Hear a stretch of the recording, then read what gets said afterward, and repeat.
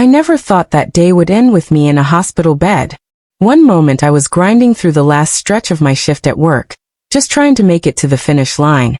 And the next I was collapsed on the floor, struggling to breathe. Later, the doctors would call it a stress-induced episode. A warning sign from my body that I'd pushed too far for too long. It made sense, in a way. Between the exhausting hours, the constant demands of raising children, and the strain of holding together a marriage that felt like it was unraveling, something inside me had finally cracked. But it wasn't just physical fatigue. I was spent in a way that sleep couldn't fix. My energy, my hope, my spirit, they'd been quietly bleeding out for a long time. My wife, Anna, and I had been drifting apart, and the gap between us had become something I no longer knew how to bridge. It wasn't the arguments. We'd stopped yelling months ago. It wasn't even the silence, cold and distant, that filled our home. It was the absence.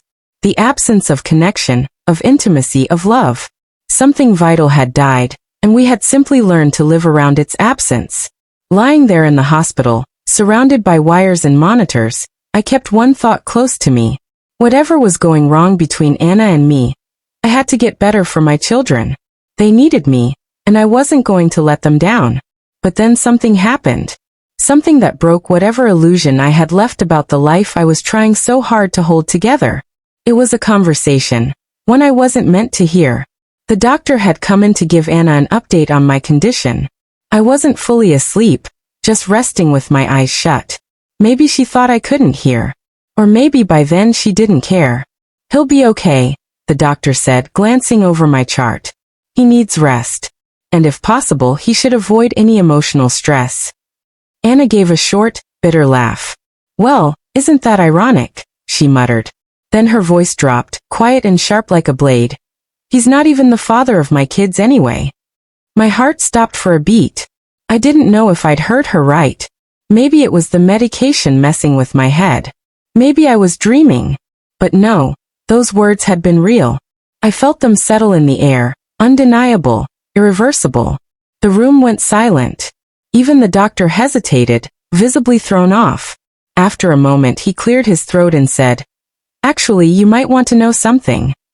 His voice was calm, but there was a firmness in it. "Your husband has a very rare blood type.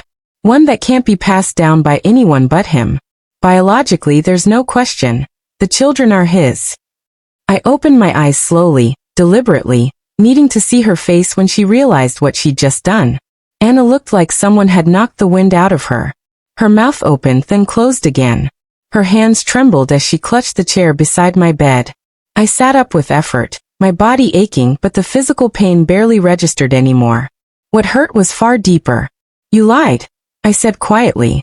My voice wasn't loud or angry. It was hollow, stripped of all pretense. "You wanted me to believe they weren't mine." "Why?" Tears welled up in her eyes, but I couldn't tell if they were from remorse or panic. "I didn't mean it," she whispered. "Angry." I repeated her unspoken excuse. "You were angry, so you tried to destroy everything? You wanted to punish me by making me doubt the one thing I've always been certain of, my children?" She broke down then, sobbing, covering her face. "I thought you had cheated on me," she confessed. "You were always so distant, working late, tired.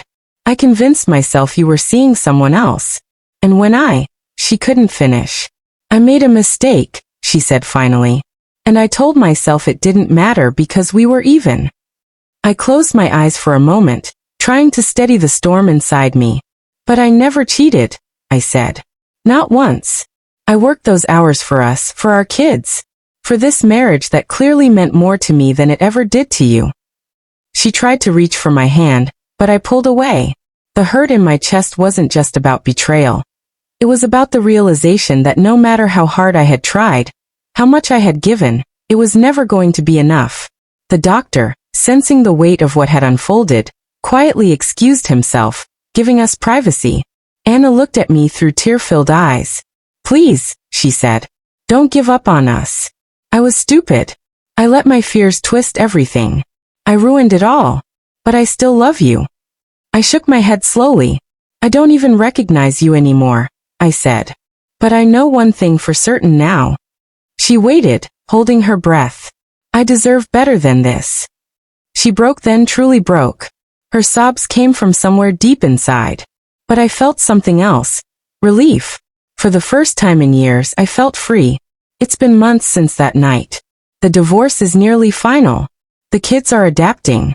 I haven't told them everything, and I probably never will. What matters is they know I love them, and that will never change. Anna still reaches out. Messages, apologies, attempts to talk. But I've made my decision. I see myself in the mirror now, and I see a man who gave everything.